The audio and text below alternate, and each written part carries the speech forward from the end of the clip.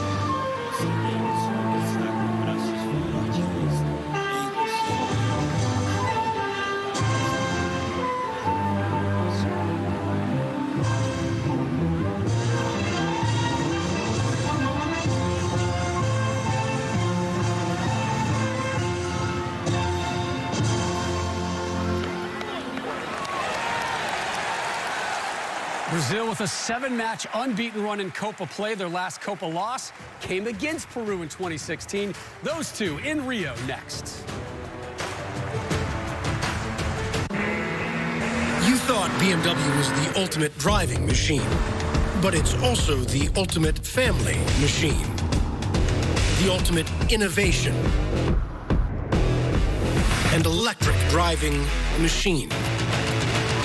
Because it is and always will be the ultimate, can't be contained to just one thing, machine. Hi, Verizon launched the first 5G network, and now we want to be the first to give everyone the joy of 5G by giving every customer a new 5G phone on us. Old customers, new customers, families, businesses, in-laws, law firms, every customer. New 5G phones when you trade in your old ones. And if you're not a customer, we'll help cover the cost to switch. Just ask Wanda. She's been with us since now. Upgrade your phone, upgrade your network. That's life. That's what all the people say. You're riding high in April, you're shot down in May. And if I didn't think it was worth one try, I'd jump right on a big bird and then I'd fly.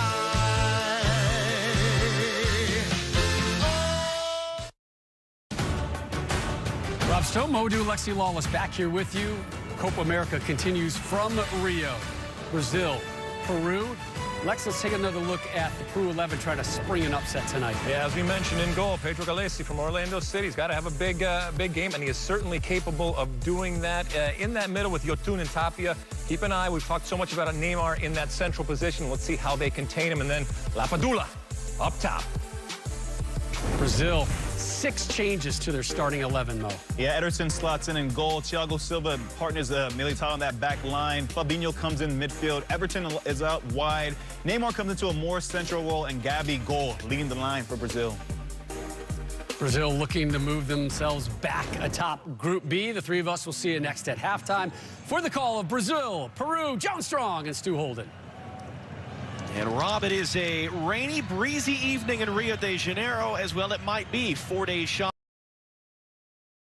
in the southern hemisphere. But this is the stage of the Estadio Olímpico Nilton Santos, as we have once again a brief moment of silence acknowledging the frontline workers who continue to battle the COVID-19 pandemic across South America and indeed across the world.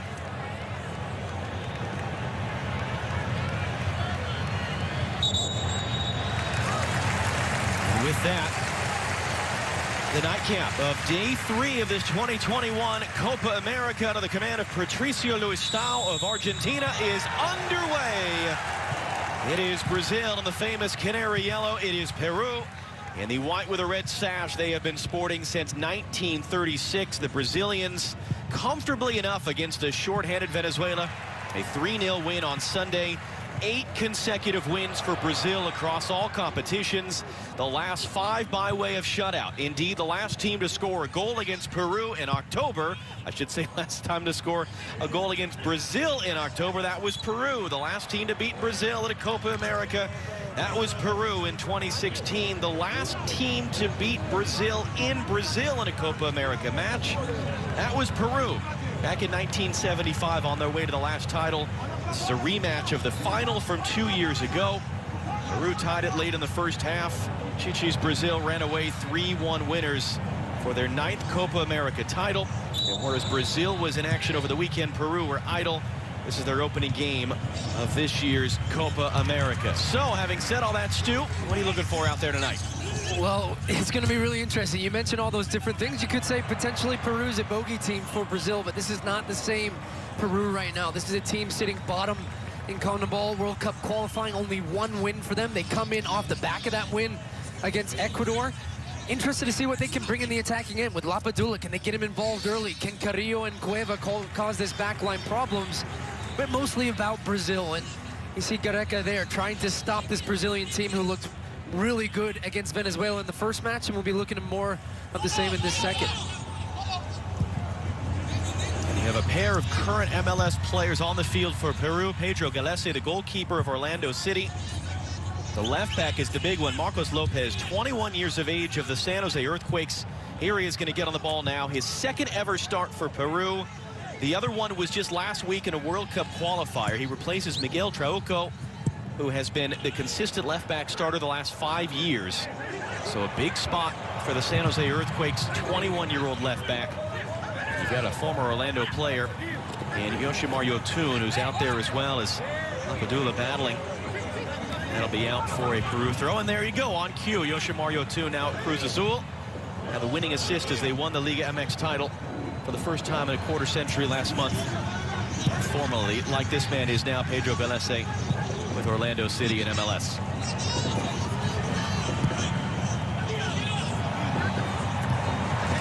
It's Fabinho of Liverpool getting the start for Brazil, who nods that down. Pressure on Gabriel Jesus. Fred of Manchester United picking it up. A lot of Premier League on the field for Brazil in this game. They made 6 changes in total from the team that beat Venezuela on Sunday, including a change in goal with Ederson getting the start. And that seems to be the plan from Chichi, particularly in the group stages, but there is still Neymar. You're seeing a little difference in the way that Brazil are building up versus the game against Venezuela. Fred is staying more central. Alexandro not playing as high up as you saw Lottie playing. And then you have Everton playing on that left-hand side. He'll come inside and get involved in touches, but you have 2 wingers now and Neymar centrally. Different ways in which they're going to try and break down this Peruvian defense.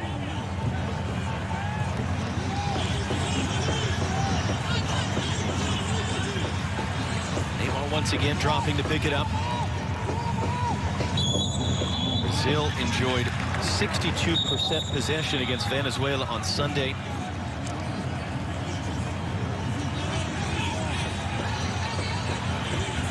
Let's go Tune there, just coming in the back of Neymar. The pressure, though, to knock it away from Neymar. Got a little casual on that one. Danilo tracking back to pick it up. You see players already cutting up a little bit. It's been a rainy day in Rio. Neither team actually warmed up fully on the field, which isn't all that unusual in South American soccer, particularly if the conditions aren't great, but that is something to keep an eye on this evening, as showers are in the area in Rio tonight. Militao looking long. Lopez of the Earthquakes knocks it away.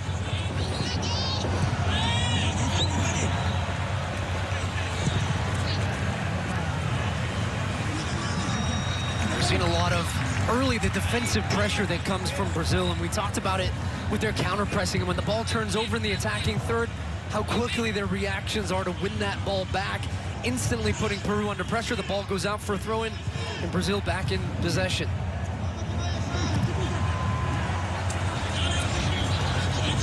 You can see even some of these passes on the ground, the ball's just slowing down on the wet, heavy grass. Is it fair to say it's an advantage for Peru if it gets a bit mucky out there? Yes, because it stops that free-flowing nature that Brazil have in possession, and the quick 1-2 touches around the corner. The ball, it takes a little zip off it. It starts to get stuck up in the grass with the heavy field, as you mentioned, and it allows then Peru just to rotate, Brazil not to move the ball as quickly. So it might open up, which we saw a little bit of Brazil in the first game, some more direct play, looking to play over the top at times, and then playing for the second balls as well. Peru, though, John, they just seem comfortable right now, saying we're not going to press up high. We're going to sit in a deeper block. It's 4-4-2. We're going to limit space centrally where Neymar is and force Brazil to beat us wide.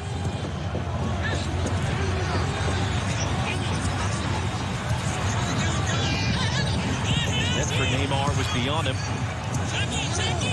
And for Carrillo, who scored 3 of the last 6 goals Peru have put up. Got a World Cup qualifying win last week at Ecuador. It ended an 8-game winless stretch. They had lost the prior 4 World Cup qualifiers. Remember, this is a Peru team that when they qualified for the Russia World Cup, it was the first time in 36 years that they had done so via a playoff as well. And they now sit bottom of South American World Cup qualifying goal differential. So this is a nation, this is a team in need of some momentum right now.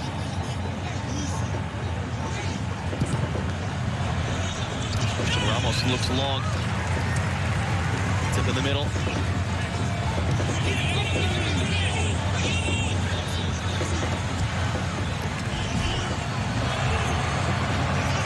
Can Peru build? Over for Lopez and for Yotun. Kenya took the bump there from Fabinho. No foul. Fred comes to help.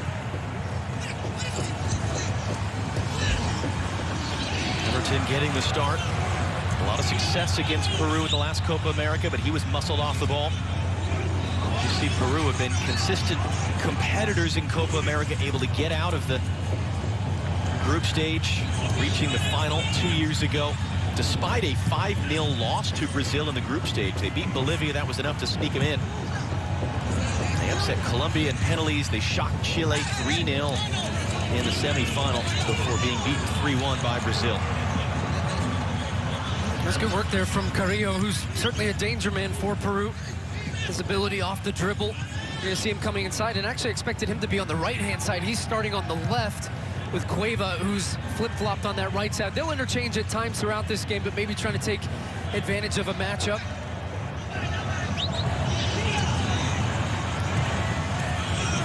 Yotun for Tapia, the last man to score against Brazil in that qualifying match in October.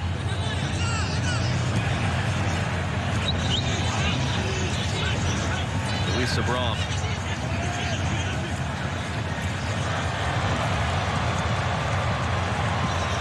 Rolled in now. Good cover there. Militao came across and then he's tripped up.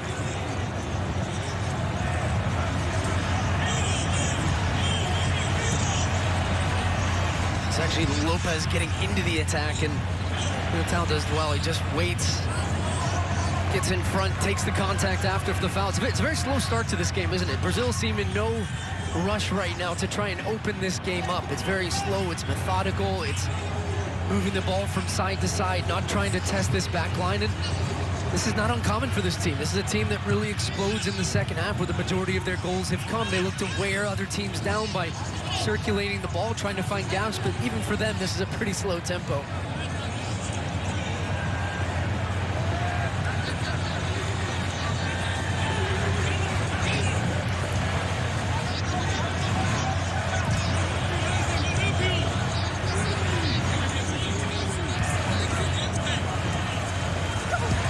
Seem to be terribly wearing down Peru right now. Yeah, not really when you only have to move a couple yards just to cover some space. But they could lull you to sleep sometimes. And that's why really, I mean, you look at this Brazilian team, they have guys that can just in a flash open a game up with one turn, one pass, one little burst of speed.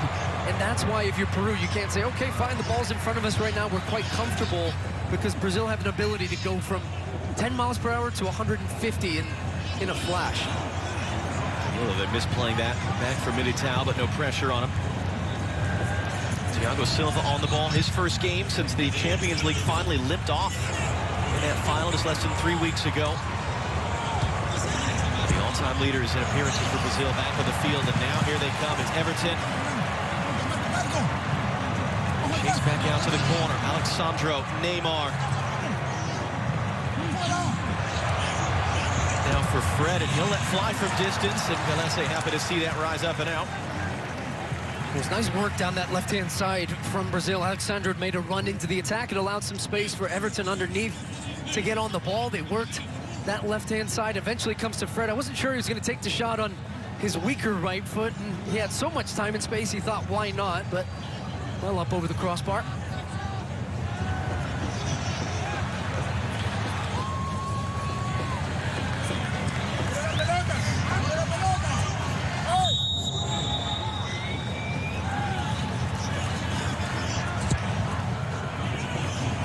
Real whistle there from Patricio Lustau to try to get Galese going.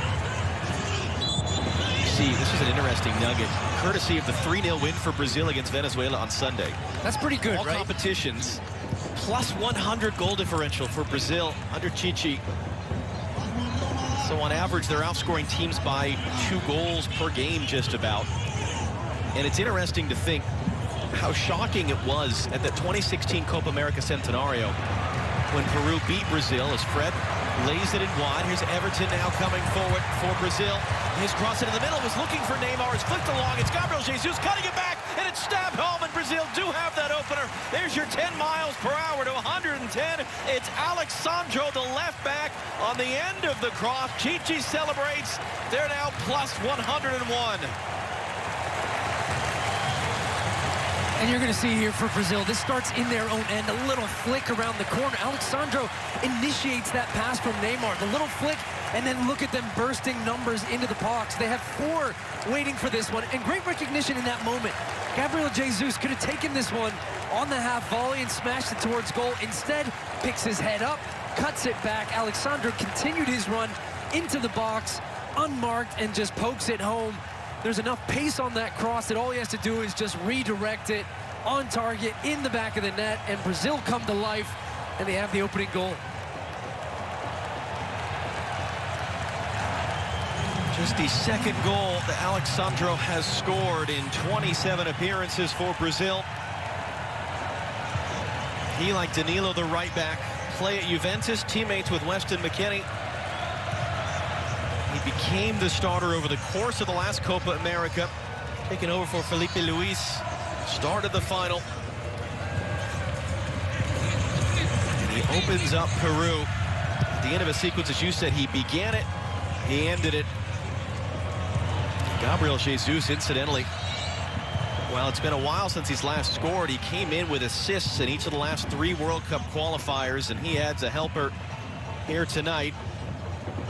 I've been impressed with Jesus, John, especially in the last game. And one of the stats that jumped out at me against Venezuela was 5 ball recoveries. So he's doing the defensive work as well. He's tracking back. He's being a part of the buildup. It really speaks to the identity of this Brazilian team. And then he has 2 assists as well in World Cup qualifiers. 1 now in Copa America with that pass there, but just an all-around effort. And not an out-and-out number 9. They've got him playing out wide. You see him through central areas for Manchester City. You also see him out wide. Just a very versatile player that fits into the system that Chichi and Brazil play. Peru trying to go quick. Off of the dead ball there. Lapadula goes back out wide for Corzo.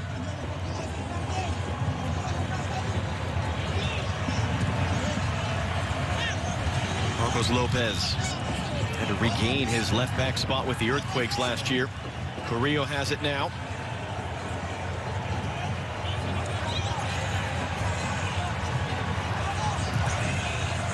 And how do Peru respond? Again, each match day you've got one team in the group sitting out because they're 5-team groups now. And they were the ones that had to sit and wait and watch. Alexander Collins of New York City also on Peru's roster. Handful of others. Edison Flores started the final 2 years ago. Picked up an injury with DC United just before the tournament. Andy Polo came off the bench in that final. That awful injury last month for Portland. Raul Ruidiaz on fire for the Seattle Sounders this spring. Not picked for the Copa America, which is just awful news for everyone else in the MLS Western Conference, you have to assume, as MLS restarts play in full this weekend. Got your top 2 scorers of all time, Paulo Guerrero, Jefferson Farfan, Advíncula, the outside back, top 10 in appearances. This is a very different looking Peru team. As that sequence of possession breaks down, looking for Lapadula.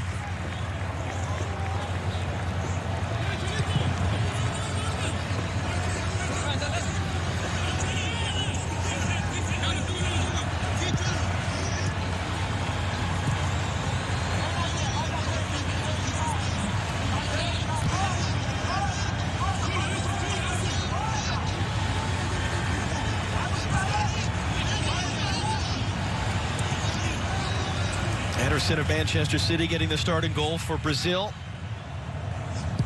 The number 1 to Zach Steffen for City, and it'll be interesting to see how much rotation we see, like other positions, at goalkeeper as well for Brazil over the course of this tournament. Not bad options you have, though, right? Starting goalkeeper for Liverpool and the starting goalkeeper for Manchester City. Both great with their feet. Yeah. Guy that won the Copa Libertadores as well, just in January. Weverton is the other goalkeeper of Palmeiras.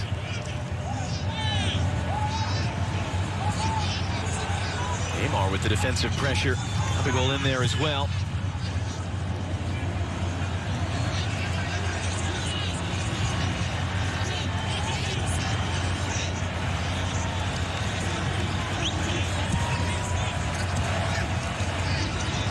Got to take that in if you're Lapadula there. I mean, you've got Brazilian center backs right up behind you putting pressure on, but if you have moments in possession and you're trying to build through the middle especially, you have to try and take that in or take the contact and win the foul. But that's how they're going to bring players into the attack and create some opportunities. If not, it just comes right back at you, and Brazil in possession once again.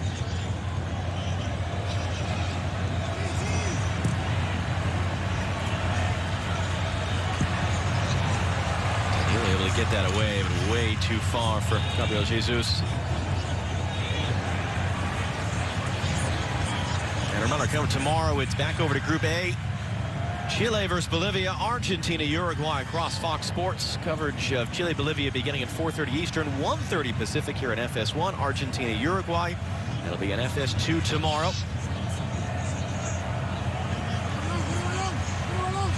Bolivia, shorthanded as they were, had a chance, took the lead against Paraguay, were unable to hold on after a first half red. We saw Chile get that draw with Argentina, and Uruguay, who were idle, like Peru in the opening weekend of the Copa America.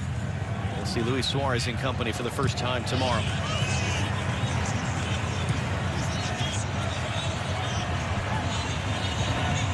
Neymar throwing a little bit of an arm out there as he was wrapped up off the ball.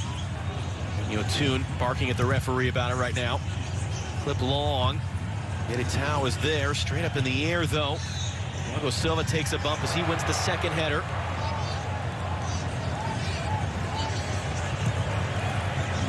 Rio reverses it back to the far side. By Tapia, sent away by Thiago Silva. Fabinho strong enough in the challenge there. Big tackle coming in, though, as Peru win it back. Fred trying to dig it out. Peru, again, you see they're trying to swarm numbers here, just can't create anything. And now Neymar on the other end. Gabriel Barbosa, Gabigol in front of him. Trying to play for him now. Lopez there just playing safe. Gillespie couldn't chase it down.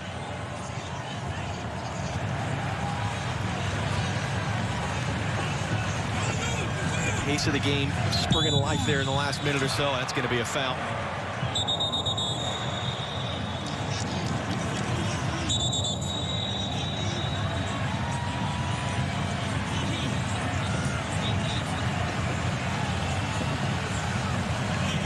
It's a little bit of a conversation. Style there, yeah. Yeah, talking to from the referee at the end of that play. That was going back to that other incident. This was the foul on Neymar. Just those two continuing that one with Yotun.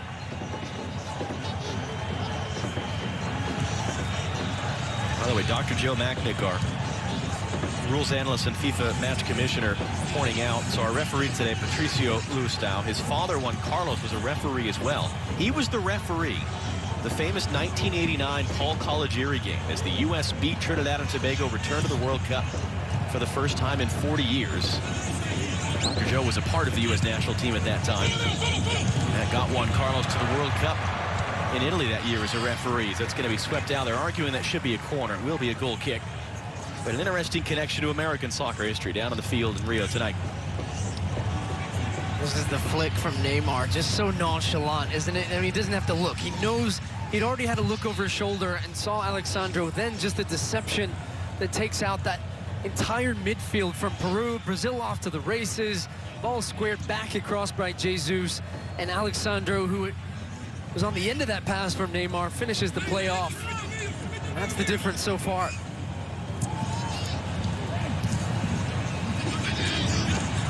Well, who needs your Neymars and your Gabigols when you got left backs coming forward to score? Maybe trying to find something right now. You're returning now, the cross into the middle, and something finally for Ederson to do. Takes a bit of a tumble at the end of it as well, but good sure hands on a slick evening there as Lapadula was charging him down. Yeah, exactly right. It was a great take from Ederson. Had a little bit of pressure from Lapadula, but comes out and claims it. Looked very confident in those moments. You imagine it's just one of those things for Brazilian goalkeepers, and also with the teams that they play for. When you think about Manchester City in the Premier League, you're not that active throughout the game, but then when you are called upon, can you be as sharp and can you come up with the big save? As Neymar is taken down once again.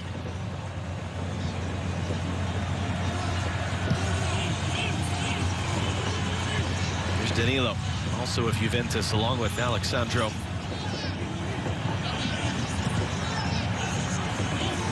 Militao being forced back under some pressure. You see Ricardo Gareca there, the Peru manager, just sort of waving his team forward there a little bit.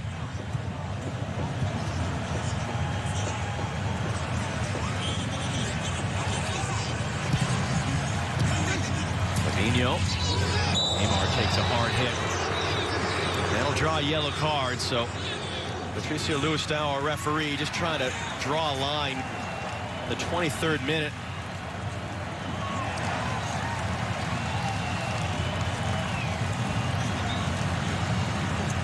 Well, been a couple of fouls on Neymar, been building, and you get your center back Ramos just coming right through the back, and the ball's gone there clearly. Just lays a hit on Neymar from behind. Cristian Ramos, a long-time player for Peru, his 4th Copa America. He's played most of his career in Peru, now at the age of 32. First yellow card shown this evening.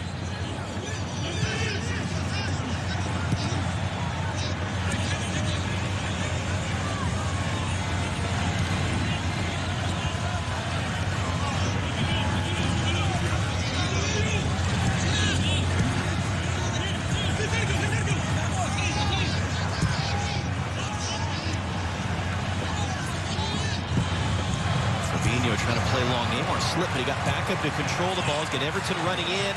It's clipped across towards Gabriel Jesus and just cleared in safe and behind. Lopez there first to react. Taking no chances, Lopez. He wasn't entirely sure where Jesus was, but as you said, didn't want to take any chances and just hooked that one wide. And we saw in the first game how much of a threat Brazil can be from corner kicks. Neymar will deliver. They got the goal. It was actually Richarlison at that near post. They often aim for that and look for flicked on balls to recycled second balls to some of those big targets in the center backs.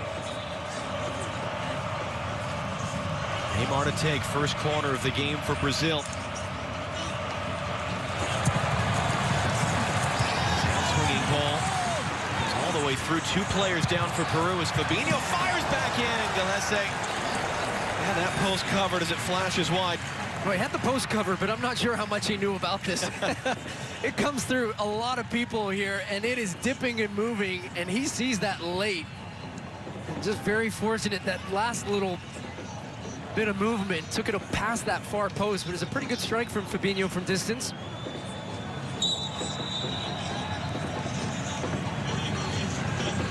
Chichi looking on, has not lost a competitive match, Copa America World Cup qualifier, the like, to a South American team. One competitive loss in his time was to Belgium at the last World Cup. And it was thanks to Peru that he got this job. When Peru beat Brazil at Gillette Stadium in Foxborough in 2016, it was the Raul Ruidiaz hand of God. It was a type of goal that would be easily chalked off today with VAR, but it counted then. It was a 1-0 win for Peru. It knocked Brazil out. Dunga, the former World Cup winning captain, their manager, was fired. Chichi took the job, and Brazil have been practically unbeatable since then. That is the last time Brazil lost a match, as they came back in 2019, the Copa America, unbeaten, as they won the title for a 9th time overall. There's Aldo Corzo for Peru. They're trying to do something with it, swept it behind. Here's your opportunity for Peru if you're going to struggle to create from open plays. It was Carrillo back on the right helping that out. Your chances are from corners. It was good work from Carrillo. Just the positivity. Okay, take a defender on. Make something happen. He has the speed and the ability off the dribble to do that. And in that moment, he's able to win the corner kick. It'll be Cueva to deliver it.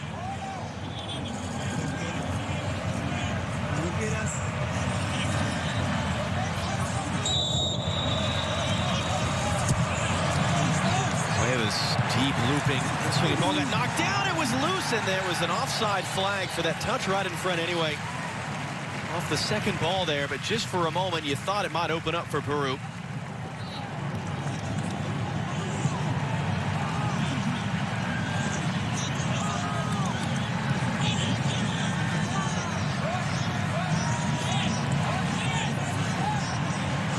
Yeah, you got Carrillo back on the left, Cueva back on the right. So trying to keep that unbalanced tonight.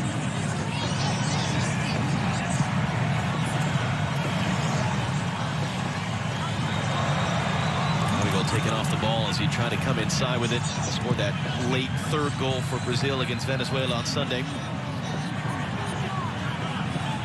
His third goal in 8 appearances as Carrillo's tripped up.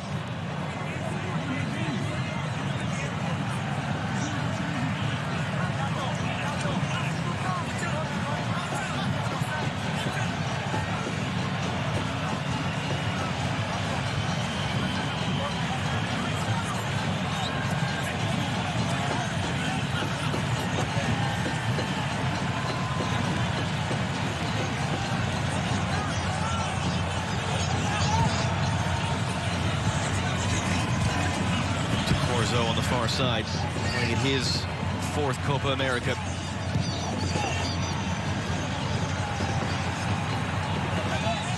Peru actually have the edge in possession right now. That can very often be a misleading statistic, but in this case, yes.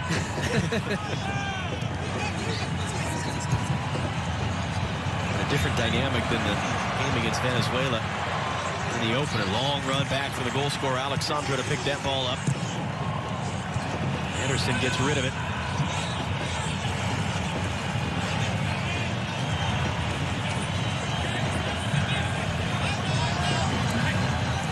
Once again for Lopez. Again for Carrillo now. Trying to get that away, took a redirection, a return, Carrillo. They clip it to the far side for Corzo.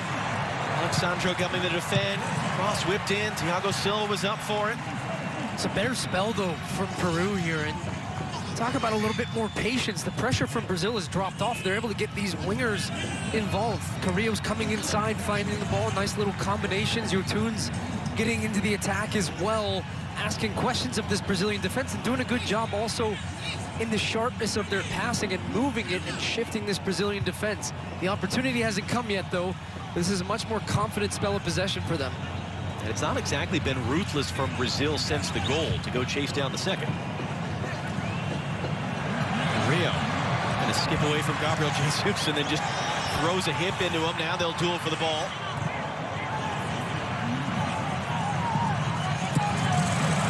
From a long way out, and why not? You see a little bit of a spill there from Ederson. No one on the doorstep for Peru, but on a slick field and a little bit of a wet night, Tapia there trying to test him.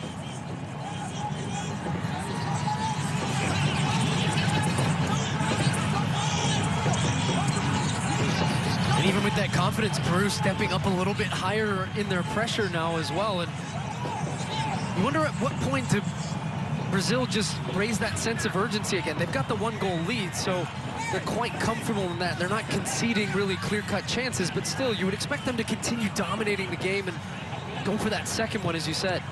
So an interesting little shift here. Half an hour gone. The Estadio Olímpico Nilton Santos in Rio de Janeiro. 12th-minute goal from Alexandro for Brazil. And a rematch of the 2019 Copa America final. It was Brazil who took the lead in the first half. It was Peru who tied it up on a Paulo Guerrero penalty late in the first half. Gabriel Jesus getting a goal in first half stoppage time. That stood up as the winner in a 3-1 victory, even as he had been sent off in the 70th minute. So once again trying to come forward for Peru.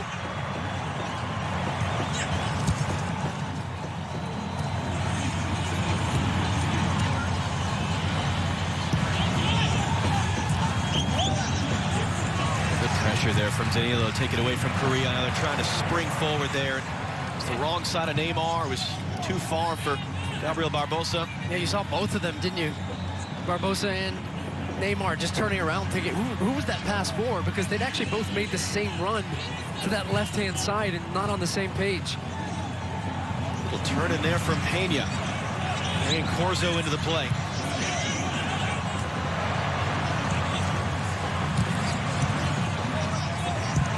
Tackled back out wide. Now the cross coming in. There's Danilo up for it.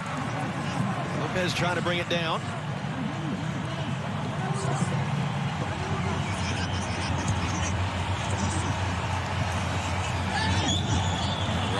The center back has come all the way forward to possession, tripped up, and I wonder, did Peru take this chance to throw some bodies in? No, they're just going to lay it down and get it going.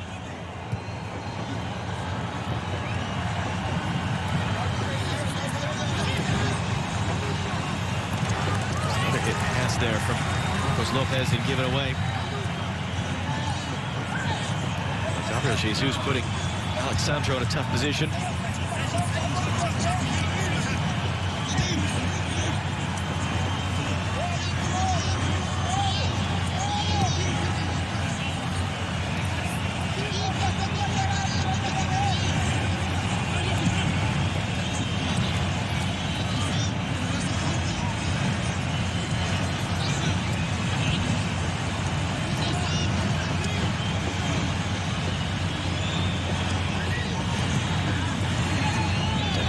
Jesus knocked down, no foul there. Danilo trying to reset for Neymar, skipped away from the defender.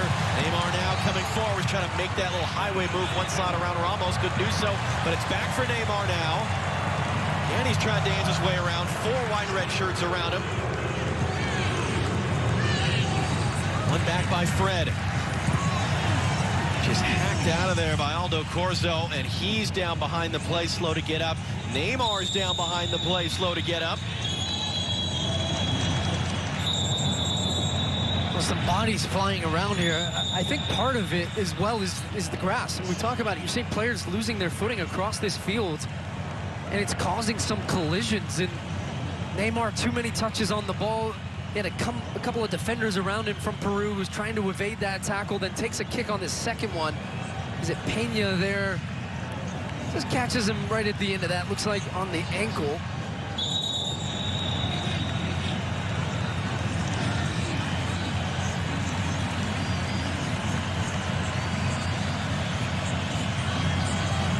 Neymar still down.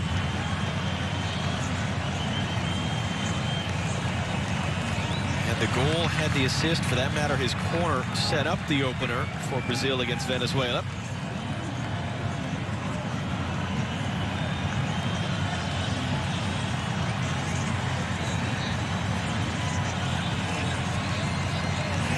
Get a little skill check reel here.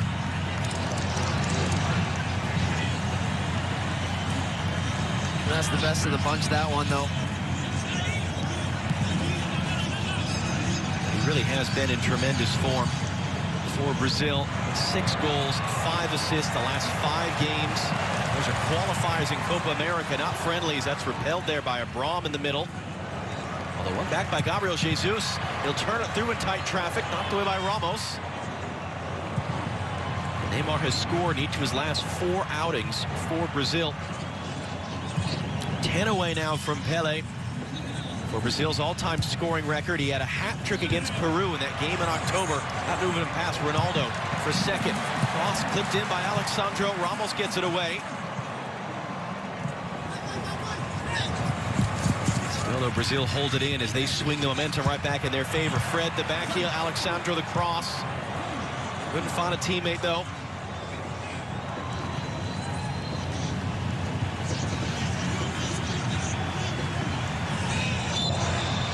Clever little idea there around Gabigol, and then he commits the foul.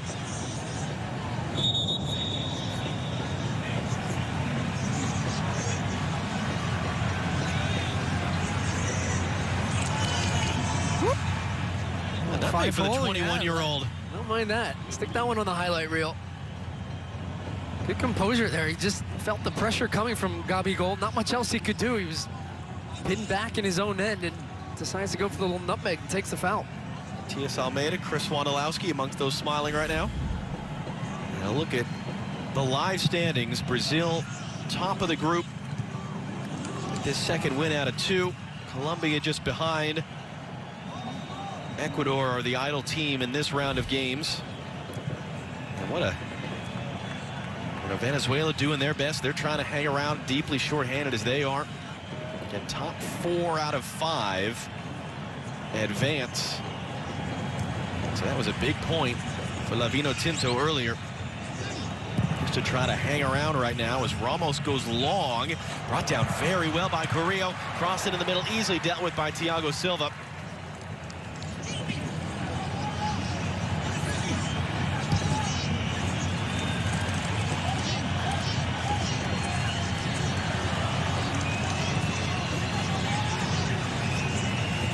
Gabriel Jesus now tight roping on the outside, and then he's fouled. Brazil are struggling though with their build-up right now, and you're seeing the pressure coming from Peru, so it's forcing the Brazilian defenders when in possession to make decisions quickly. And then you saw Militao in that moment, had to look up, didn't really see many options, plays it into Jesus. There's 3 or 4 Peruvian defenders around him, and then in that moment they make the foul. But still, it's this second phase, Brazil getting now from the middle part of the field into the final third and really creating some dangerous opportunities. The goal came in a transition moment, started deep in their own end, but when it's slow, it's pretty comfortable for Peru defensively right now. And I suppose if you're Peru, I mean, you're just fine at 1-0, really. You're hanging around, you're a moment away. Not like you're hanging on for dear life right now. Fred rolls it wide for Everton. One of the players brought into the lineup. 6 changes for Brazil from the lineup they sent out against Venezuela on Sunday. One of the big things I would say is they're missing a vertical element to the game right now. We saw early against Venezuela some of these direct passes trying to find Jesus running from outside to in. It drops the back line off a little bit. Right now, Everton's coming towards the ball. Jesus is coming towards the ball. Gabigol the same. there's nobody asking questions defensively, and Peru can quite happily squeeze the game, make it tighter and less space between the lines, and that's where Brazil are struggling. Ederson just so casual and unbothered there, under some pressure with the ball at his feet. Fred won the first tackle, not the second. Peru have some numbers here if they want to make something out of it. Rolled into the middle, and a chance from an angle, clipped along, blocked down off the chest of Danilo as it opened up very quickly for Peru, and they're going to get a corner out of it. On their pressure is rewarded. It was Cueva who initially wins the ball back, and it's Yotun at the end of this one. Just a little wide on the angle. He sees Ederson coming out, tries to chip it over the top of him. But they've won a corner, which Yotun will take with the left foot.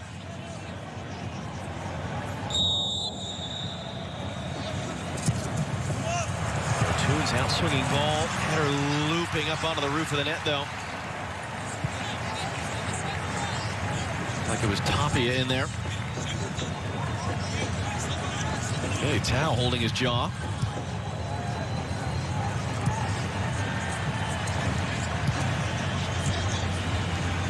We saw Chichi make 2 halftime substitutions against Venezuela. We said he's got a wealth of options. Neymar tried to pull off that little move and couldn't. And that actually last shot for Peru gives them a higher expected goals value than Brazil so far in this game, which kind of tells you that they've been working their way back in after going down initially. Their response by ramping up the pressure a little bit, stepping a little higher up the field, being more purposeful in their possession, then also getting their creative players involved. They've been rewarded with that.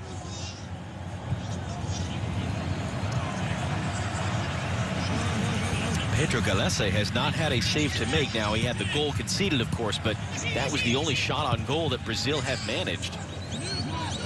So rather, he's not had a save to make, just that he's not made a save. Definitely two different things. Yes, fair enough. Here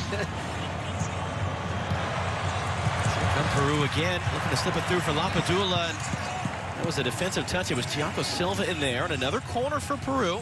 Just hanging around, trying to knock on the door here. Final 5 minutes of the first half.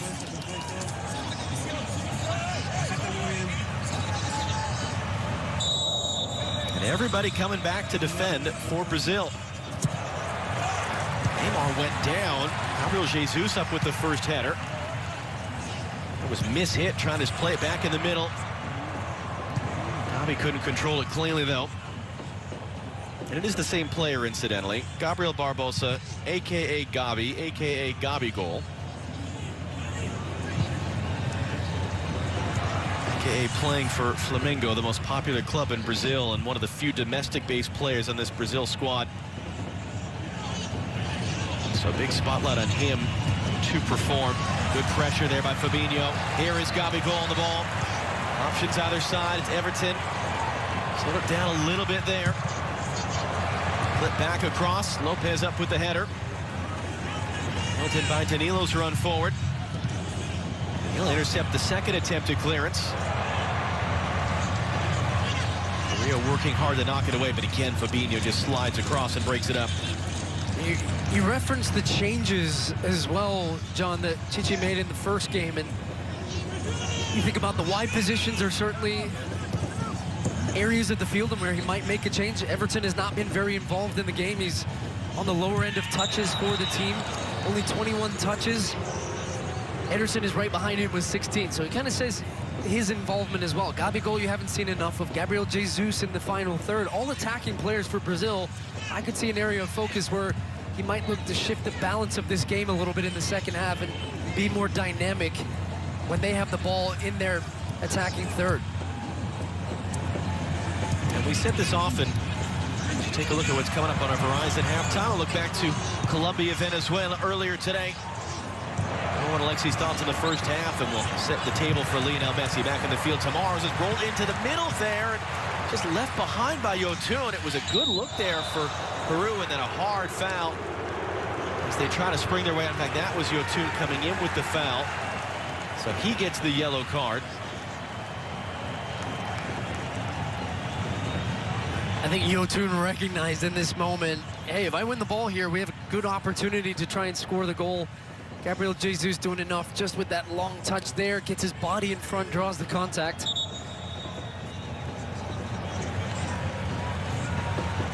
that when you are Brazil, when you're wearing the canary yellow, you've got those 5 stars above your crest for a record 5 World Cup wins. Grinding out a 1-0 isn't going to be enough in the eyes and the minds of many. As Marcos Lopez intercepts that pass.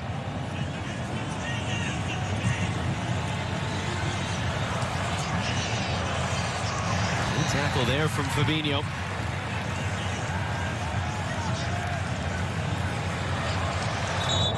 Good tackle by Lopez there as Gabriel Jesus thought he was getting away.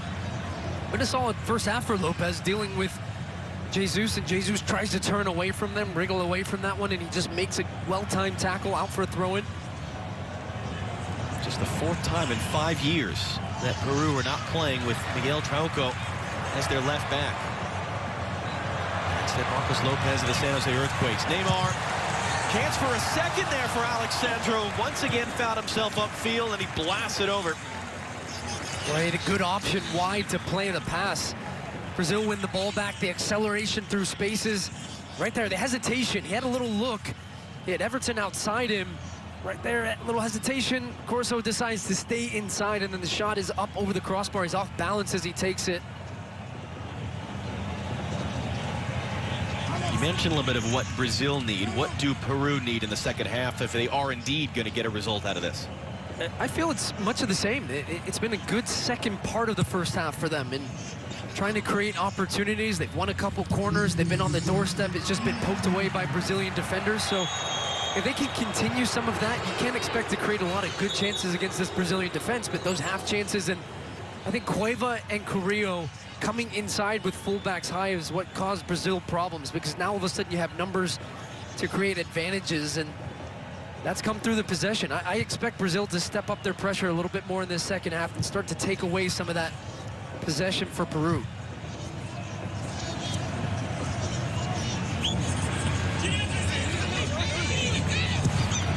Final few seconds of the half. Awkward there from Thiago Silva, but it did the job. And that will be the end of the first half tonight. So it's been slow and it's been sloppy. But it's Alexandro, the left back of Juventus, who has the game's lone goal. Ramo and Alexi on the other side of the break will break down what we've seen so far. 45 minutes down, 45 to go at Estadio Olimpico Nilton Santos in Rio, where it's Brazil 1, Peru 0. Peru making their way out onto the field right now. For the second half call, once again, Stu Holden and John Strong. And Rob, it'll be interesting to see how the teams come out this second half. We saw Brazil on Sunday make a pair of changes, try to shake things up. How do Peru respond? How do they find a way in and try to pull a result from their opening game of this tournament as they were idle on Sunday? Rapadula there, again, no pressure. You're wearing the number 9 of Paulo Guerrero, the all-time leading scorer for Peru, who, by the way, it's not like he's retired. He's just not fit enough in the mind of Ricardo Gareca, coming off a torn ACL last August. So he's one of a number of big players not picked for this tournament. Do they have something that they can find in the second half? And will Brazil actually take the field for the second half? Because they have yet to do so. Stu, what are the things that are on your mind as we come into the second half? I think the focus for Peru is continuing to get Carrillo involved in the great game early, and Cueva, the two of them right there. They've been the biggest threat for Peru, and 3 of Peru's last 6 goals have come through Carrillo, so he's been really strong as well. And Lapadula with the number 9 shirt, as you said, only 10 touches. That was the least on the team for Peru in that first half.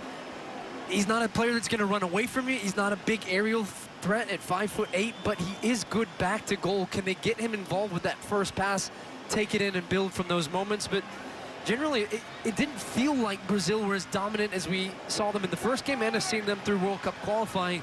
And the challenge for them is going to be, can they be more dynamic? Can they cause more problems in that final third and get that second goal? Because you see the second going to then 3 or 4, and it looks like they might have been making a change there. I saw Everton Ribeiro stripped off, and we might see him coming into this game in the second half. We see Richarlison, number 7. He started on Sunday against Venezuela.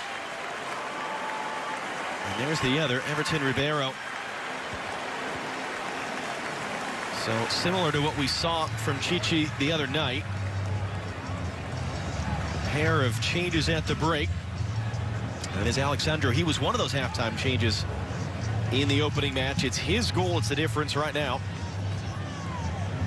And I talked, John, in the first half about what Brazil were lacking in the final third and having some verticality. Richarlison certainly helps them with that in running in behind. He was a really willing runner in that first game. Outside to in, playing wide, really dynamic in his movement. That might open up the defense a little bit more for him to have some opportunities. And Everton Ribeiro, you see him playing underneath, playing in the half spaces. Really good connector of the ball as Brazil look to build up in that second phase where they really struggle in the first half as well. Ribeiro, who plays at Flamengo as well. One of the other domestic-based players, Richarlison of Everton. Those are the two players on, and we'll try to confirm the two players who have come off for Brazil. As the second half is underway, halfway to a 9th straight win in all competitions for Brazil. It'll be the best mark since the first 9 games under Chichi in the aftermath of their loss to Peru in the 2016 Copa America. Chichi took the job. They won the first 9 games that he was the manager of. And can it be a 6th consecutive shutout win as well to take total control of this group? Here's Richarlison just on the field as a halftime sub. His cross dealt with by Christian Ramos.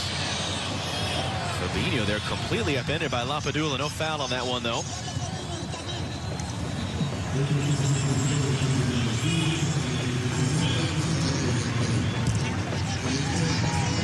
So it looks like Gabigol is one of the players that came off.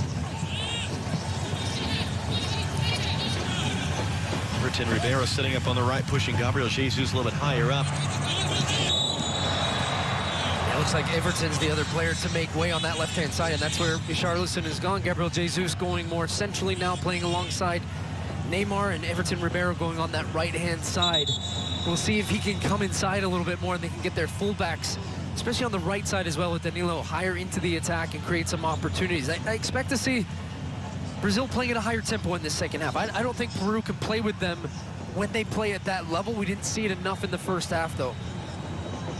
As you alluded to in the first half, in the time that Chichi has been the manager of Brazil, they've scored about 60% of their goals in the second half. And that was one of the big articles last couple days in the Brazilian media. And Chichi saying, yeah, it's by design. We try to wear teams down. So we'll see if that happens for Peru. It was 1-0 at the break against Venezuela, and it finished 3-0 on Sunday up in the Brazilian capital of Brasilia.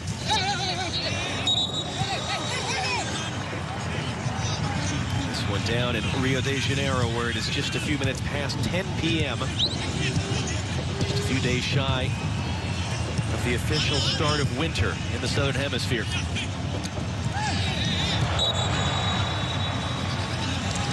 Free kick for Peru. We saw them from a similar position in the first half, just put it down and play, and you wonder if they're going to throw some bodies up for this one.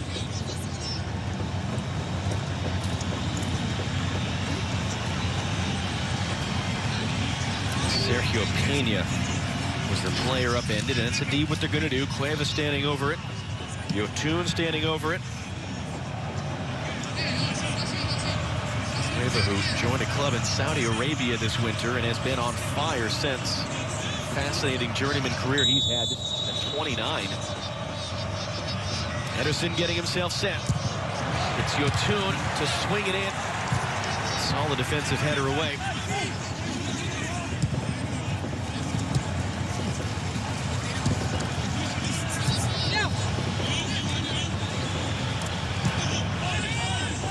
Just nowhere to go for any sort of a second phase in there for Peru.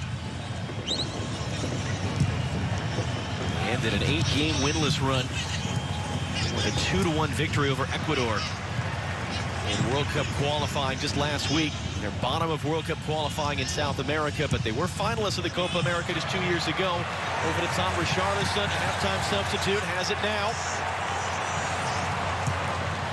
Richarlison laid back in. Fred picks it up. Tim Ribeiro, the other halftime substitute, back for Richarlison.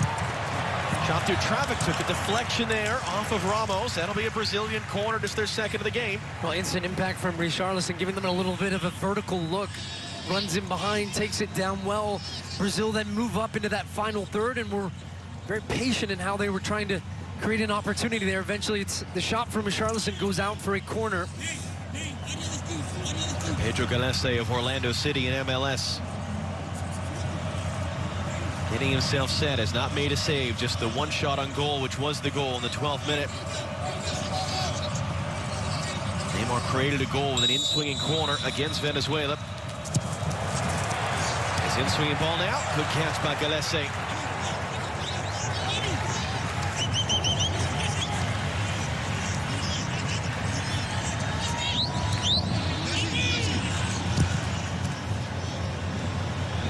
Long switch to the near side. Andre Carrillo waiting for it. Had to wait a long time to bring it down. Nice little dance, but couldn't get away. It's a Brazilian throw. Good work by Fred there. Yeah, it was. It was really good work because the ball was a little under hit from Yotun, get caught up in the grass a little bit, and then Fred recognized that, gets out quickly, closes down the space, and Carrillo was dancing on it without actually touching the ball, and he just stood there, kept his focus, and is able to win the ball back for Brazil. Good work by Fred. That was sort of the soccer equivalent of that one scene from Indiana Jones with the guy with the sword, and he just pulls out the pistol. That's kind of where you saw that. Neymar slips, and that's intercepted by Ramos.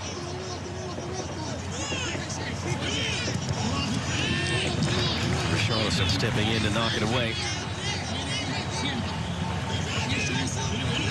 You see Sergio Peña, it's one of the newcomers for Peru at this tournament. Some of it due to injury, some of it due to Ricardo Gareca maybe just trying to turn over the generation a little bit, particularly with the poor start in qualifying. He's working hard to dig that out. He gets chopped down at the end of it. No foul, though. He's slow to get it behind the play. Neymar has it now. Lost the handle, threw his body in there. It's a out for a Brazil throw.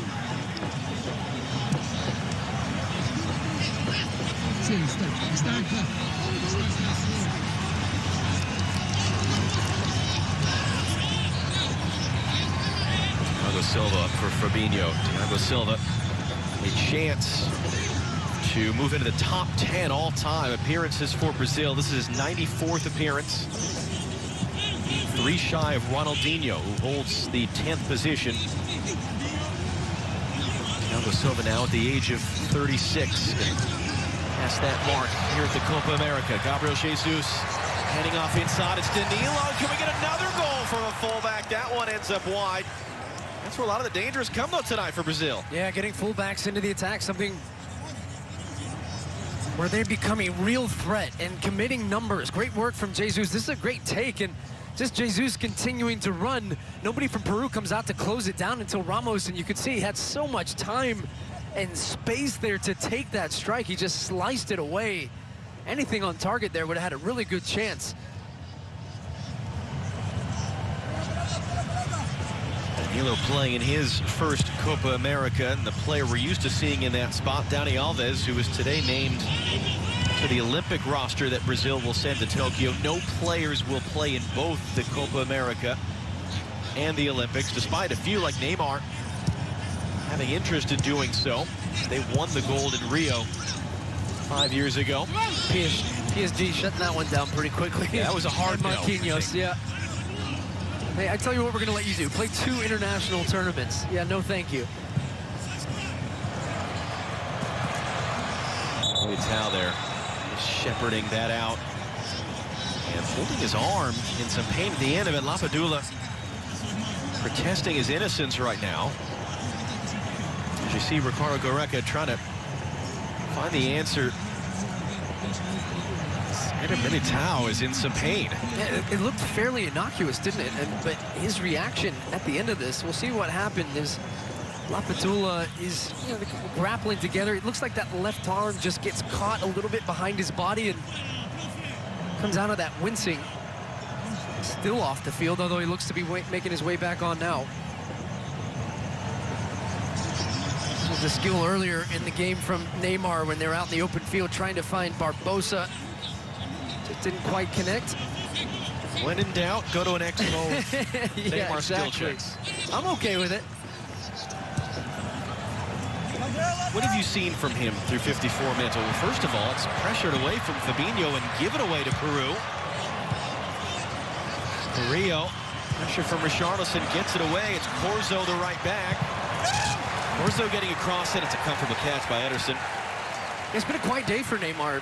I'm assuming that's what you were going to ask me there, but Yes, yeah. yeah, he's low on the touch count for them. One chance created. You think about the first game and the expected influence from him. Playing centrally, hasn't quite been able to get involved. Now, give credit to Peru as well. They're clogging up the middle. But when we saw from him in the first game was getting into these spots where he can come inside and combine and comes to life, has a little bit more freedom. I think playing up front right now, he's struggling to find space to get on the ball and have a real impact on the game. So I was a little surprised when Chichi made the changes that Richarlison actually goes out wide left and he's still keeping Neymar centrally, because a big part of their success was his interchanging with the left back, which was Lottie in that first game. Good strike by Gabriel Jesus there. Everton Ribeiro back on the ball. Reset for Fabinho.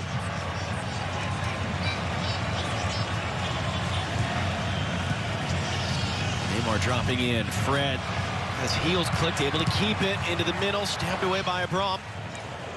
Carrillo out-dueled there by Alexandro. He's got the game's lone goal back in the 12th minute. Brazil's left back, the difference maker, his second career international goal. Brazil try to make it 2 wins out of 2 at the Copa America. There's Neymar once again.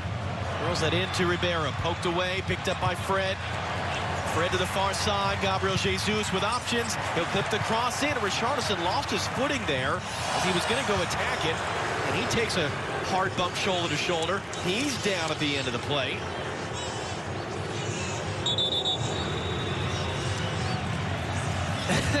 He had a little look around to see if maybe I should get up.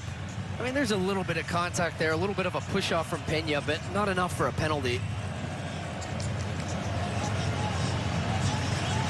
Especially because he's just dangling his leg out just to get a touch on the ball and try and draw that contact. Of course, it's being checked, as all plays are, by VAR.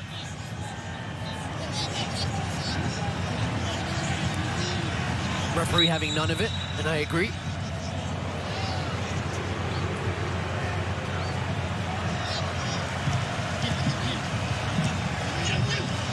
Fred again battling in there. Fabinho comes to take it. Second chance to pick it up as he's just fighting through tackles in there to keep the ball for Brazil. Danilo running forward.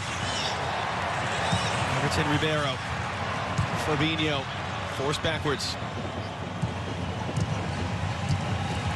Neymar, a little 1-2, was overhit though, and Corzo able to gingerly shepherd it back. For Brazil, those moments where they're trying to combine, trying to look for the little rotations in the final third, that execution isn't there right now for them, and it hasn't been sharp enough, I would say, for Brazil. It's a laboring effort for them in this game, but yet they lead by a goal, and Peru not quite challenging the other way. So, but as you said earlier, I think in the first half, was it, John, just saying that, look, this Brazilian team are held to such a high standard that you expect more on a continual basis from them. Still a long way to go in this second half, but they look very comfortable. It's just not the high level that we saw in the first game from them. Fred weaving his way through. That from Gabriel Jesus. Again, riding challenges, and that one's going to be a foul.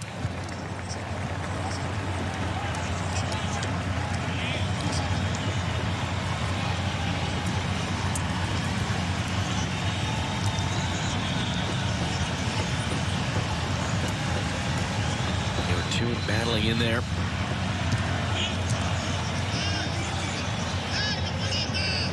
Neymar's going to set this up. Let's see what he wants to do with it.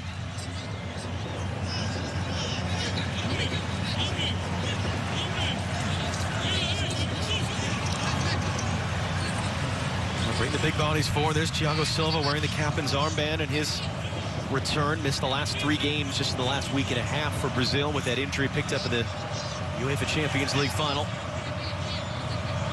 Militao is up there as well. Neymar drives that in. Mistake, though. Back in from Fabinho. Nothing comes of it immediately. Gabriel Jesus then commits the foul, trying to win it back. Patricio Luistao, a referee, just started to... Yeah, there is the card for Gabriel Jesus. You could feel him trying to rein things back in a little bit in the last minute or two.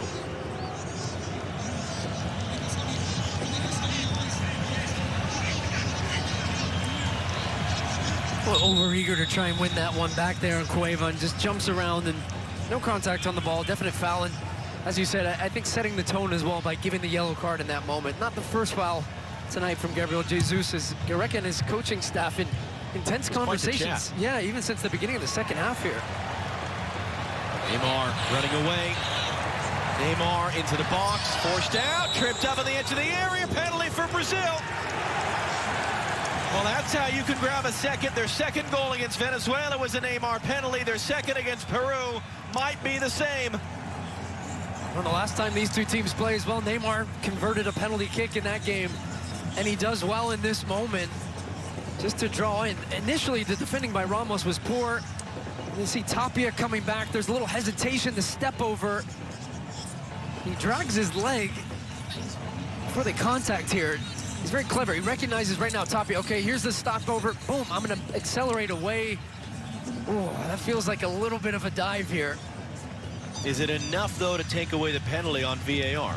I don't see a penalty there. I got to be honest. You see him kind of going to ground already and stumbling to take that contact, and then he throws the back leg up into Tapia.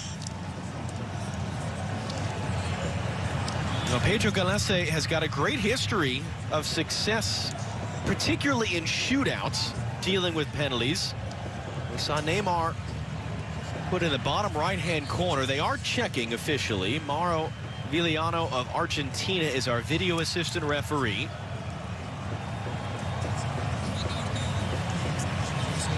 And to your point, it would have to be clearly and obviously the other way for this one to be called back, and it doesn't look so like in the moment that it will, but that is a very soft penalty. So Neymar a chance to get within 9 of Pelé, Brazil's all-time goal-scoring record. Always gonna have a look. Hold on. Yeah. Because listen, this is what I was going to say. There's a difference between searching for a clear and obvious error, which has been the standard in MLS. Globally, it has sometimes been a, why don't you have a look at it and see if whether or not this is the right call. Patricio Luis now coming in. Dr. Joe Macknick, our FIFA match commissioner and rules analyst. Dr. Joe, give us your thoughts based on what you've seen so far. Well, I very much like Stewart's point where Neymar actually trails his legs so that it's makes contact with the defender and then he goes down. I have a good feeling that the referee here will take away this penalty. That it's a very, very harsh decision and actually caused by Neymar himself. I very much like your opinion as well, Dr. Joe. Thank you. When are you two going to start disagreeing, for goodness sakes? I mean, you see it, even the first 5 or 6 replays. No way. I'm with Dr. Joe. I think this one has to be brought back. If this is in MLS and if the bar is, it's clearly and obviously wrong and there's no argument to be made whatsoever. Yes, I think even this go away? Yes, I do think so. Because there clearly is still contact. It's not a lack of contact. Contact. It's a matter of how the contact's initiated. Yes, but there's a little contact on the back of the shoulder. Look at the left hand from Tapia, but that's not enough to send him to ground like right in the there, way that he falls. Yeah. You can see his body movement. That push right there is sending you to ground different than that, where you're dragging the legs behind you, almost like a dolphin flopping down there. Because you see where Neymar's left heel hits the left knee of Tapia there, and then the right leg comes up. I mean, he's even trying, Tapia's even trying in this moment here, when he feels Neymar going down, he's trying to pull himself out of that challenge. Are they saying maybe it's the right leg here, that one? But no, I mean, when you look at it from the other angle, I just can't see it. Dr. Joe, you've seen this about 47 times now. Anything standing out to you? There's nothing that changes my opinion. I'm hoping to see the referee show the VAR signal and say no penalty, which that's what he's going to drop ball to do. Yeah. Drop ball, no penalty, so it is taken away. Patricio Lustau, our referee. Mauro Villano, our video assistant referee, agreeing with Stu and Doc that was not a penalty foul committed by Renato Tapia on Neymar.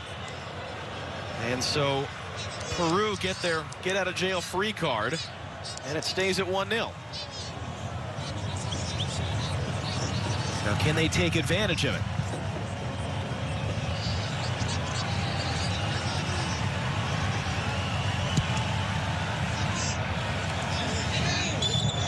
And Fabinho got caught. Richarlison went down immediately off the restart. Abdullah was in there.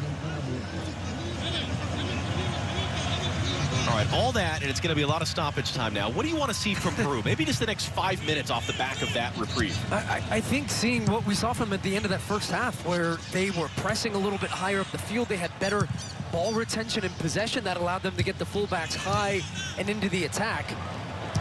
Gabriel Jesus, good control. Richarlison has it now. Gabriel Jesus down behind the play. Referee seeing if an advantage will come out of it. Fred just sort of miscontrolled that there, and that will be a goal kick in the end.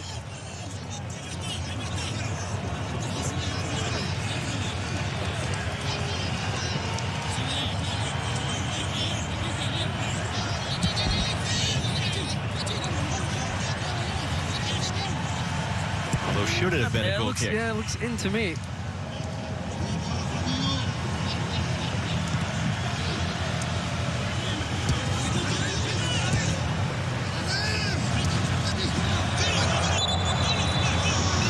There went the other way. Gabriel Jesus he lost his footing and then ends up handling the ball. Referee's having a good game.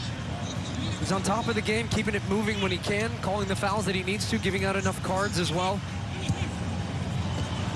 Got all the big decisions right. The night is young. Indeed. Switch looking for Corzo, cut out by the goal scorer Alexandro. Two changes in the wings you can see for Peru, and they're both forwards getting set to come on. One of them is a debut and the other is a second ever appearance, just to give you a sense of how young and new and different this Peru team is. It'll be Peña coming off, and the first one on is Luis Iberico.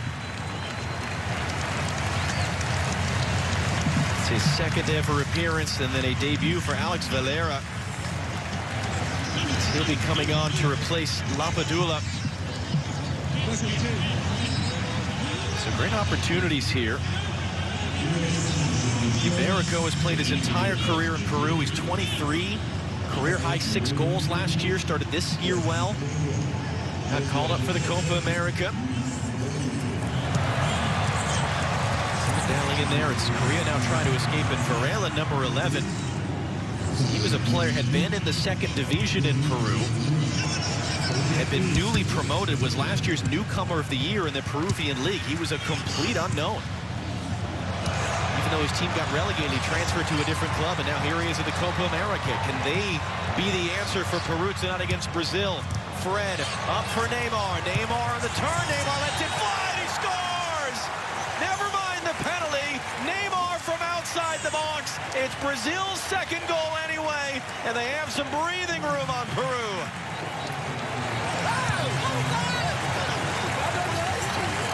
5 straight games now for Neymar, and it's one of those things for Peru. First moment in the second half, you get numbers into the attack, you get caught out in transition in the other way. Tapia misses a ball in the midfield, then it's a transition moment for Brazil. You've made a couple subs out of sorts, and then Neymar centrally, first time, no pressure there from Ramos, and Neymar has a little look over his shoulder, hesitates and says, okay, I will turn and I will take that shot. Comes back the other way through the legs of Ramos, which catches Galese off guard. Can't get across his goal, and it is in the back of the net for his second goal of this Copa America.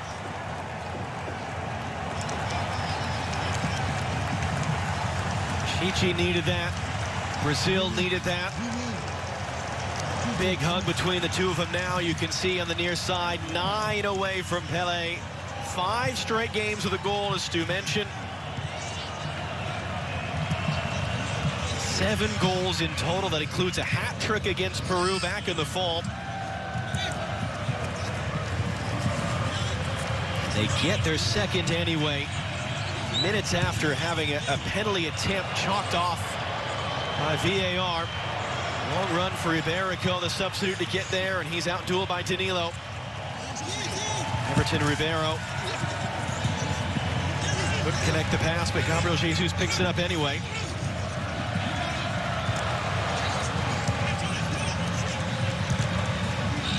Fabinho's been good tonight, really good for Brazil, stepping in into the role that you are so accustomed to seeing Casemiro, but just the way he's won the balls back, kept the game moving for them in the middle of the field. Just a really great sense of reading the game, and in that number 6 position, he's been excellent for them. Speaking of Liverpool, Roberto Firmino looks like he's preparing to come on for Brazil. Ribeiro back from Gabriel Jesus. That's behind Fred. Alexandro for Richarlison. That was blocked by the outstretched foot of Corzo. Alexandro again trying to cut inside. Good tackle by Carrillo there to take him off it.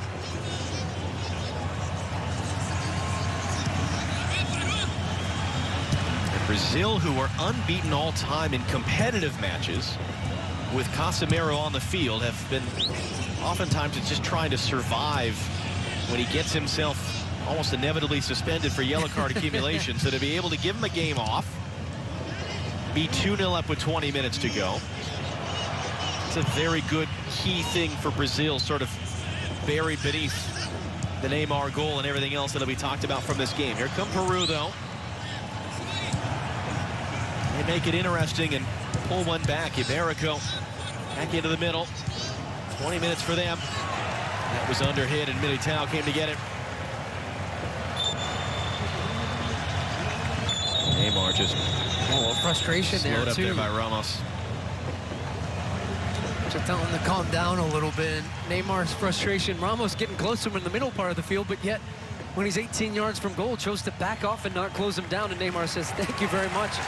Smashing that one in the back of the net.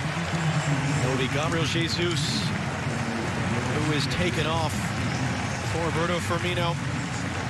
Jesus, who has not scored for Brazil now in 10 games since the Copa America final against Peru 2 years ago. Did pick up an assist tonight.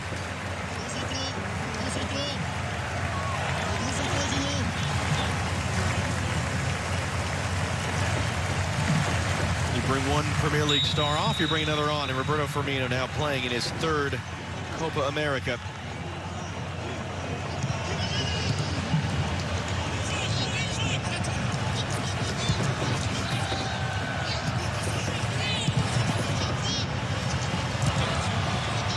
There put that in a tough position. Fred had to come all the way back to clean it up.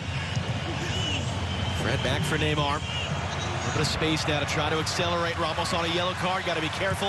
Neymar around him easily enough. Richarlison now. Galese, big rebound off that save, but it evades anyone in yellow. That's Galese's first save tonight officially.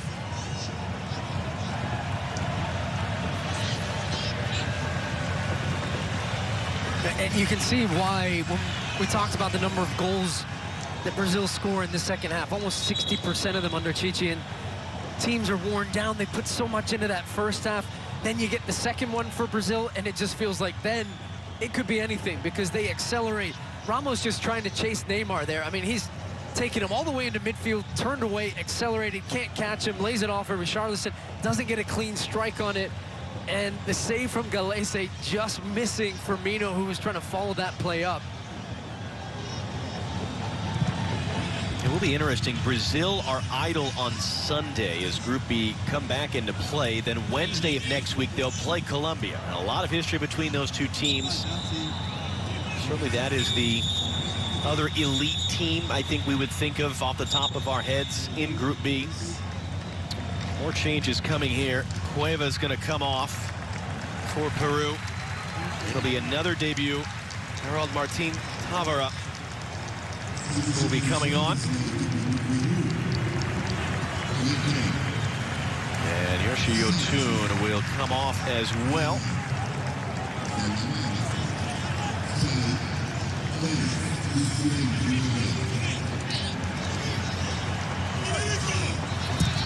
Alexis Arias, his 3rd ever appearance for Peru. The other change, 4 of the available 5.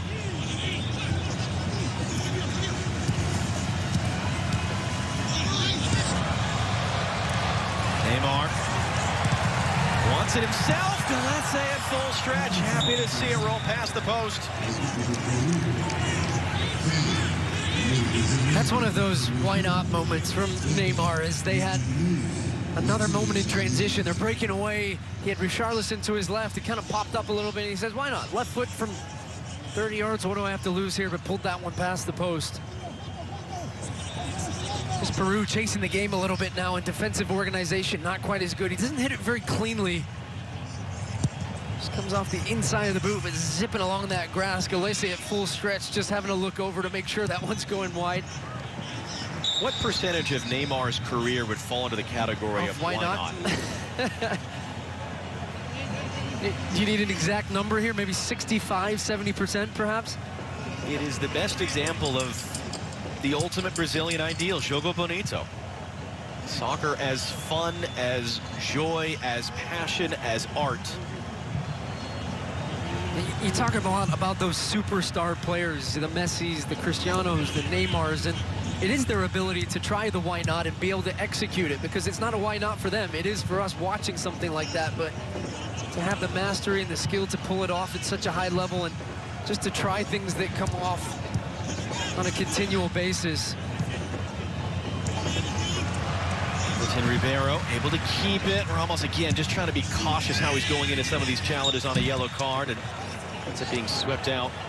It does become an area where you think about on this field is maybe you get those guys off. Now, speaking of guys who can try why not and pull it off, Lionel Messi in Argentina, Luis Suarez in Uruguay. Different type of why not sometimes in his career. That'll be on FS2 tomorrow. Chile and Bolivia here on FS1. Coverage beginning at 4:30 Eastern, 1:30 Pacific on FS1. Fabinho for Brazil. It pings around. It'll be a goal kick. Leave it to you to take a bite out of that one.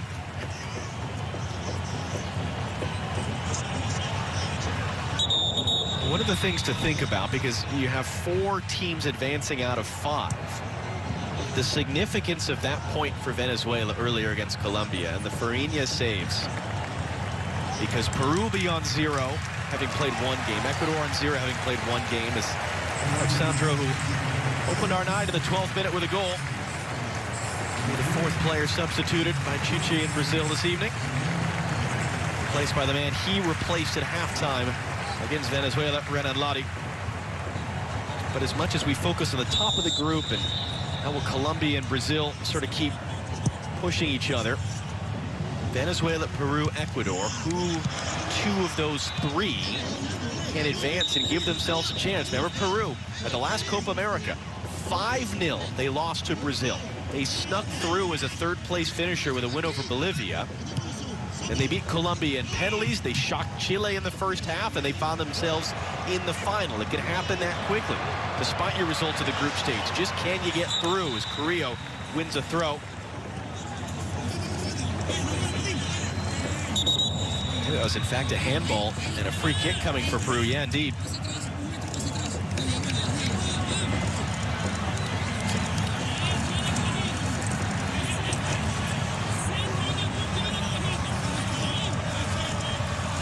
Yotun and Cuevo have been taking a lot of the set pieces, are both off the field right now. Everybody back to defend for Brazil. This one's hooked in, flicked along in the back post. There was a chance from right in front. It was Valera on his debut, almost scored a debut goal. How has he missed this? Exactly what they were looking for, a great delivery, and then it's recycled at the back post. Not sure how much he knows about the first one there. It comes off the inside of his leg, and then Valera, my goodness, he's 3 yards out. I want to say anything on it, and it's in the back of the net. He tries to swing his leg through it and blast it up over the crossbar. What a huge miss there. So Braum there had the look. It sort of came, it might have been a great assist. That's the moment. Peru now pressuring up high. You're right. I mean, 12 minutes to go. If you get that goal, it's 2-1. You've got half a chance. It just feels like that kind of night now for Peru, doesn't it? It's going to be a handball there, and Arias.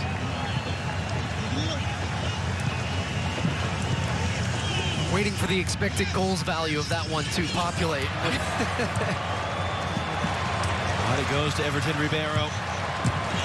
Outside of the foot curler in, was knocked away. Fabinho picks it up, fires it back in. Just too tall for Neymar. He liked the idea, though. And then Lottie was running onto that loose ball, got tripped up. Free kick coming for Brazil.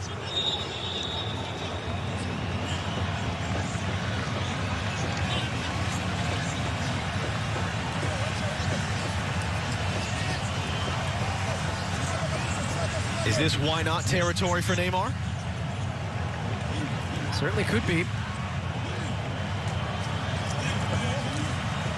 This is indeed going to be, like Alexi has talked about, a tennis match. Volleys back and forth between Neymar and Messi on alternate days. This would be a great way for Neymar to keep his nose out in front. Has a goal already tonight. Goals in both games so far. 10 minutes to go in Rio. Galese getting himself set. This could go any number of ways, though, with the bodies that are forward for Brazil.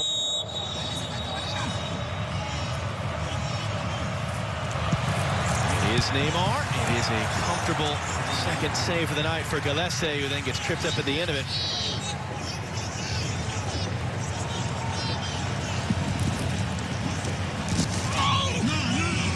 You heard that one. Came in late on the tackle. Yeah, the field mics really picked up that one, didn't they? The crunching tackle there from Firmino. Those Lopez of the Earthquakes. And he actually does well to get in front and poke that one away. And Lopez actually kicks into the back of Firmino's leg. How does Lopez look for you tonight? 21-year-old kid, San Jose Earthquakes. He's in for a long-time veteran who woke up feeling sick the other day. What are you seeing? He's done well. We referenced in the first half a couple nice moments from him. Good flick from Neymar there once again. Here come Brazil, but stepping onto a big stage and playing against the best team in the competition, one of the best teams in the world.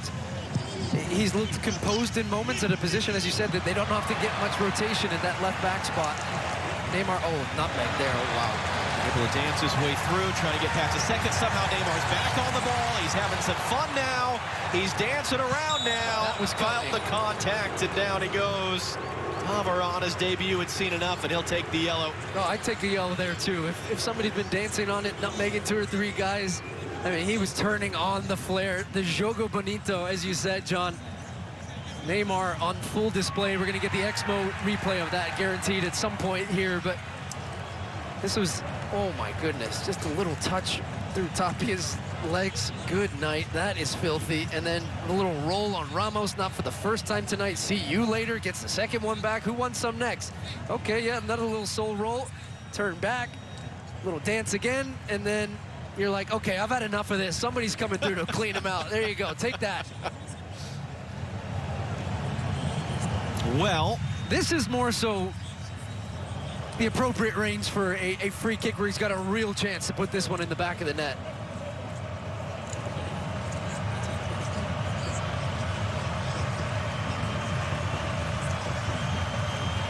Fred, is he a decoy? Is he window dressing, or can he maybe get a look here if all the focus is on Neymar? Pedro Galese of Orlando City. Like you City. Standing it over with me, John. You can stand there, but I'm not letting you take it. Galese getting himself set.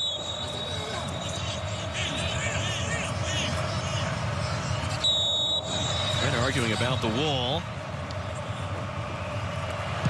Here comes Neymar, and it just swept wide there. Galese, did he get a hand to it? Yes, just a fingertip to help it along. He just tries to pick out that far post. It's hit well. Get a good look on this replay if there is a touch. It's an itty-bitty one, it looked like, if anything. Danilo's going to come off. 5th and final substitution for Brazil. And Emerson, who has an interesting connection to the United States national team, will be coming on. And I guess well, the referee originally was pointing for a corner. It ends up as a goal kick. As Carrillo tries to lob it forward. Firmino the flick, Carrillo trying to get rid of it. So Emerson, the 22-year-old right back, also known as Emerson Royal, on the books at Barcelona, spent the last 2 years on loan at Real Betis. He now returns to Barcelona, and that'll be the competition for Serginho Dest, it appears, at this coming season for Barcelona.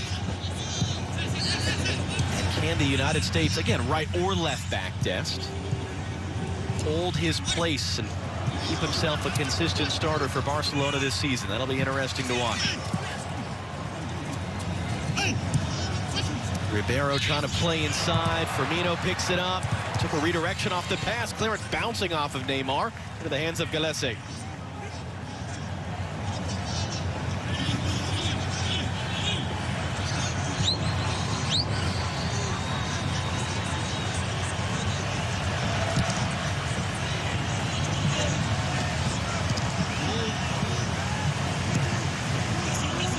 Almost flipping it forward. Flick along to find Richarlison there from Fred. Neymar now. Final 5 minutes. The Estadio Olímpico, Nilton Santos in Rio de Janeiro. Neymar with a goal. Trying to cross in for an assist, helped along by Ramos. That is Emerson, able to control and reset for Fabinho. Brazil looking like it's going to be 9 consecutive wins in all competitions. That dates back. The last time they lost, fall of 2019, a friendly against Argentina in Saudi Arabia. 6 straight shutout wins, as well as that's rolled through for Neymar by Ribeiro, just too far.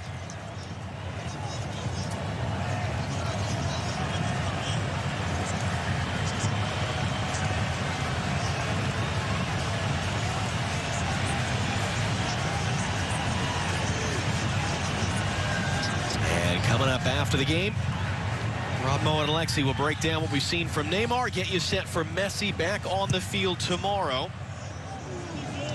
And a recap of, that was a wild one as scoreless draws go. Some fireworks at the end between Colombia and Venezuela. That coming up when we are done with Brazil, Peru. Fred on the run, got past the challenge, options either side. Fred for Richarlison, into the middle, a chance for Firmino. Gallese made the save. Neymar picks it up.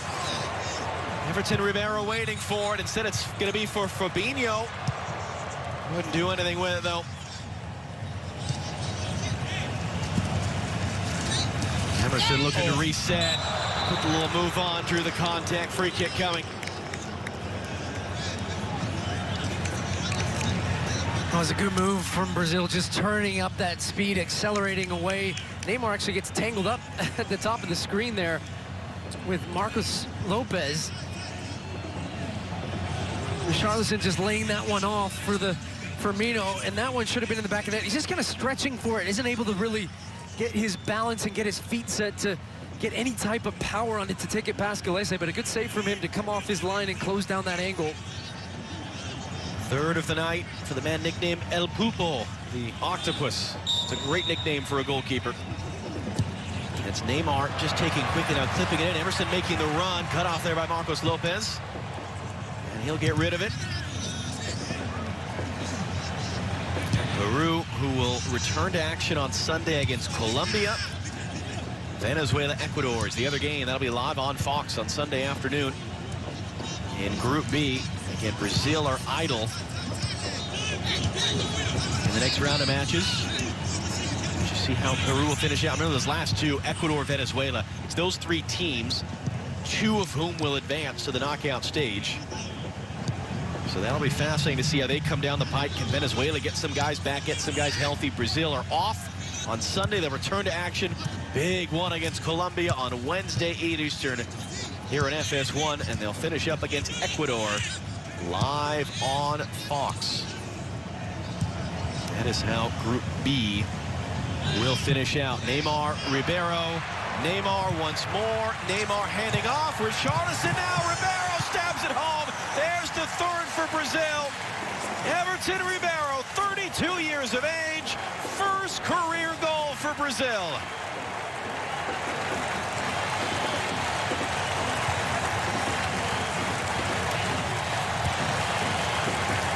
So much better in the second half. The understanding, the movement off the ball, creating space wide. It's Neymar centrally, and it's because Everton Ribeiro comes inside. They combine, they open up the Peruvian defense, their space wide where Richarlison is, and he has the awareness for the second time in a row. This time it's in the back of the net. It's a great ball across with the left foot from the Everton man to Everton Ribeiro, who strokes that one home for his first goal for Brazil.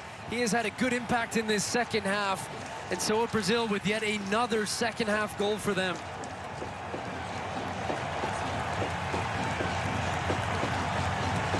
Everton Ribeiro won back-to-back Player of the Year awards in the Brazilian League in 2013 and 2014. That got him his debut for Brazil. He was at the Copa America in 2015. He played 6 minutes. When he was called up for the World Cup qualifiers in October, including a game against Peru, it was the first time since that 2015 Copa America he'd been called up. Off the back of back-to-back Brazilian titles with Flamengo and a Copa Libertadores win as well in 2019. And on his 12th career appearance, Everton Ribeiro on the ball again, his first goal in Canary Yellow. What a great moment for him. And it's not dissimilar from teams with the U.S. and the few MLS players, and we get all excited about them. The Brazilian media does the same. So to have Gabriel Barbosa and to have Everton Ribeiro, both of the Brazilian League, both of Flamengo scoring goals at his Copa America, that's a big deal. That's going to be a dead ball at the end of a collision there involving Richarlison.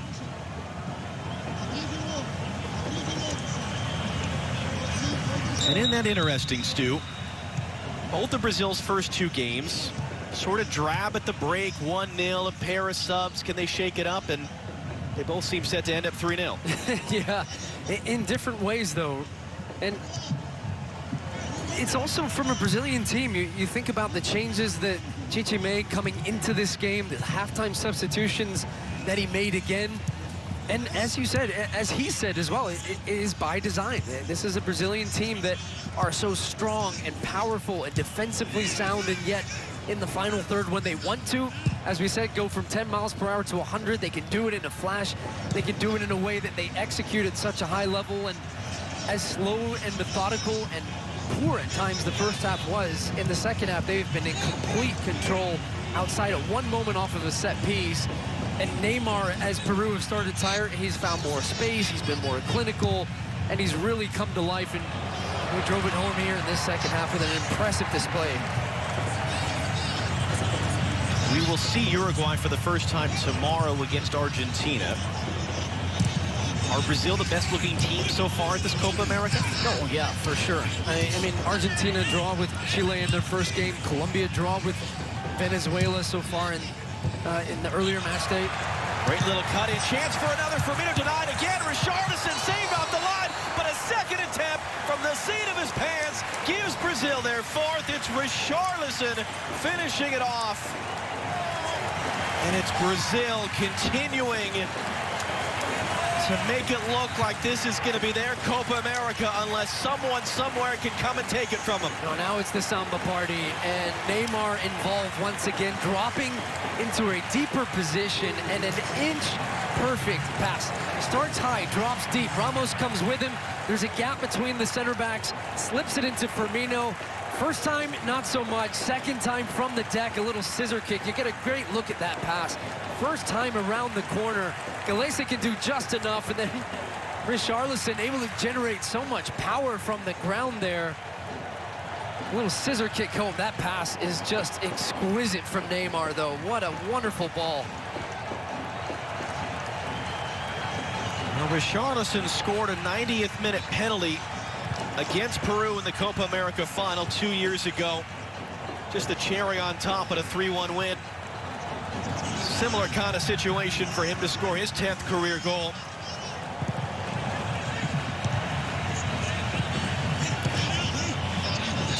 Until the 88th minute.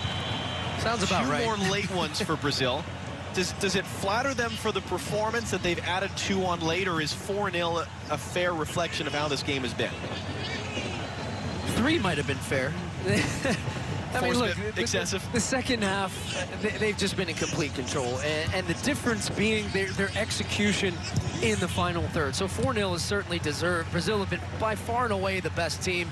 The best chances from Peru have come from a couple scrappy moments, and I don't want to just completely take away from what they really do at times, but really, you've only felt there was going to be one winner in this game. And when Neymar wants to play and Neymar is feeling it, he thought he was going to take a kick there, didn't he?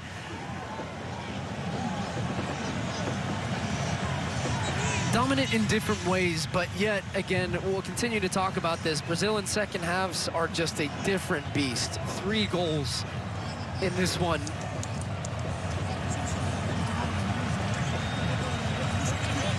And maybe a 4th. Yeah, the night's not done. We still got a minute left of stoppage time here. This is, once again, why not territory. Pedro Gallese is hoping it's please not territory. You see what he's trying to look through to find this ball on a slippery evening. Neymar, no, couldn't get it back down. So he'll have to settle for just his 5th consecutive game with a goal. 7 goals in that stretch. Richarlison comes off the bench with a goal and an assist. They got a goal from Everton Ribeiro. Gabriel Jesus setting up Alexandro for the opener. Brazil are getting attack from a lot of different places right now. 7 goals unanswered to begin this tournament. Neymar trying to run onto that header as an offside flag will end it. And that might well be just about the last action of this one. Brazil running rampant to begin the Copa America in their home country. Back-to-back wins, outscoring their opponent 7-0. Impressive stuff so far, and plenty for our studio crew to digest. We'll hand you back to Rob Stone as it finishes in Rio de Janeiro. Brazil 4, Peru 0. Stu, John, thank you. So some themes developing here for Brazil. They get the halftime lead, 1-0. Things are tight.